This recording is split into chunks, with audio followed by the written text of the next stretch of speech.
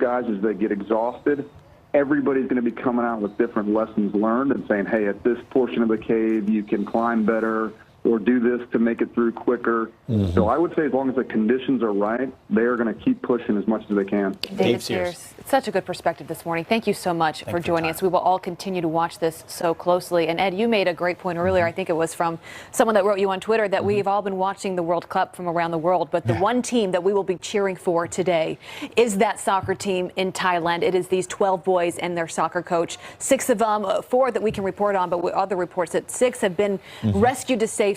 We're still waiting for those other 6 and, of course, their coach. But this is what we will all be cheering for. We're in this together, not just the United States, but countries all over the world. Yeah, we don't want to get ahead of ourselves because not all 12 are out and the coach is not out yet. So we want to take this step by step. But people, I'm seeing many people on social media saying if they can all get out safely, and we're all praying and hoping for that, once they've had medical care and they've been with their families, somebody should find a way to get all of them to the World Cup finals. Usually when we report breaking news, it's bad news, and more numbers are bad numbers. In this case, we got to report some breaking news, at least thus far, that more kids are coming out more quickly than we thought. People have been wondering how they got stuck there in the cave at first, and Abby, we've got some details. A quick timeline of how the soccer team got stuck in that cave. So on June 23rd, the 12 boys and their soccer coach went into the cave on a team trip.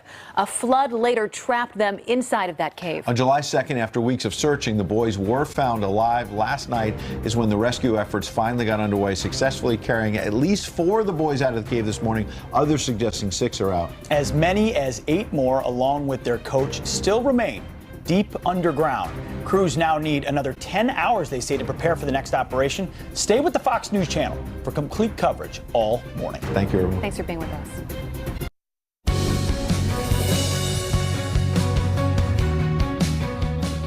Hello and good Sunday morning to you. We will get back to those breaking developments out of Thailand in just a minute. But first, President Trump preparing for his historic Supreme Court announcement tomorrow night, as he also gets ready for what could be a tense meeting with NATO leaders and a sit-down next week with the Russian President Vladimir Putin. Plus, the stage is set for yet another explosive hearing on Capitol Hill with the embattled FBI agent Peter Strzok, who is set to testify publicly for the very first time.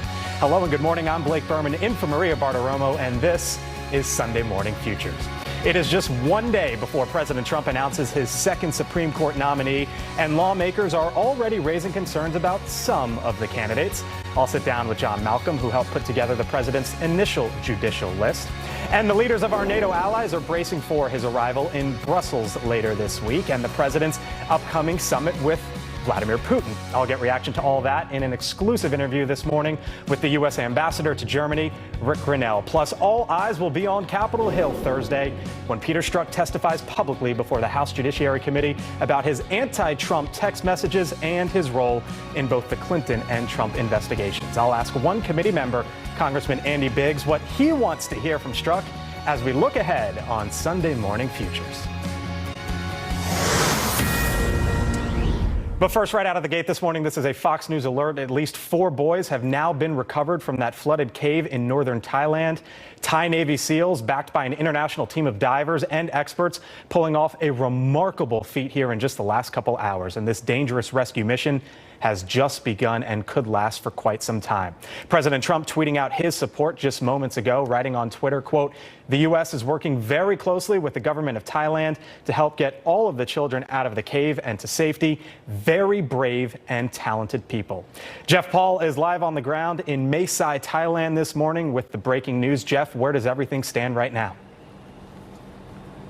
Well, Blake, I'm just getting some new information into our hands that another operation to free more boys will commence in 10 to 12 hours. That's according to the governor here in this province where we are. 50 foreign divers, 40 Thai divers are currently involved in that rescue operation that has been confirmed now by the governor, has freed at least 4 of the boys. Obviously, they're trying to get them out as quickly as possible. It's been very rainy out here, making those rescue operations only more complicated. Yesterday, while we were out near the cave site, lots of mud out there, but certainly lots of resources, lots of people working around the clock to get these boys to safety. Now, we do know that those boys who have been rescued are being taken to the hospital to be checked out. We do not know their condition. The governor said that he had spoken with at least one of them and said that they are in this is a perfect situation. He didn't go into much detail about their condition, but it sounds like they're getting the care they need right now, and more boys could be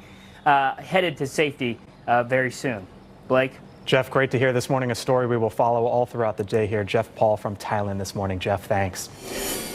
Meantime, the countdown's still on this morning to President Trump's Supreme Court nomination as he prepares to name the second high court pick of his presidency.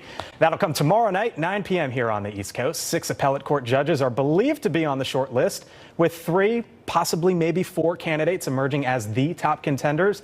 The president also bracing for a confirmation fight, no doubt about it, that will come afterwards, with a very slim Republican majority in the Senate. Joining me now, John Malcolm. He is the vice president of the Institute for Constitutional Government at the Heritage Foundation and a former deputy assistant attorney general. He also compiled the list of Supreme Court justice recommendations in 2016. 7 of the 8 that you compiled ended up getting onto that list. Not a bad ratio. Yeah, no, not bad at all. One of them was Brett Kavanaugh, so let's start there. He is 53 years old, Yale Law graduate, D.C. Circuit Court of Appeals, so he's a local there, kind of on the farm team for the Supreme Court. But there are also concerns from some that he is not conservative enough and that he has ties to the W43 Bush administration. We know what the president thinks about the Bushes in some cases. Are the critiques that he's not conservative enough accurate? Well, I don't think so. I think the world of Brett Kavanaugh, in addition to going to Yale, he clerked for Anthony Kennedy on the Supreme Court. He then worked for under Ken Starr at the Office of the Inspector General. For 5 years, he was a senior advisor to President Bush, and he's written over 300 opinions in his 12 years on the D.C. Circuit. He is highly regarded by judges across the country. He's a committed textualist and an originalist, cares a lot about separation of powers, is not in favor of giving undue deference to agencies. There have been a couple of opinions in which he actually ruled the way conservatives would want him to rule in terms of reaching the right outcome, but he didn't give the most pure conservative reasons for reaching that outcome, and that's caused some criticism. But, you know, he sits on a court with a majority of Democrats, and he has to appeal to the Supreme Court, too. Raymond Kethledge, 51 years old, out of the 6th Circuit. He is a University of Michigan law grad, so not necessarily in the mold of the Ivy League, of which the other 8 justices are. There was a story in the New York Times this morning that Mitch McConnell has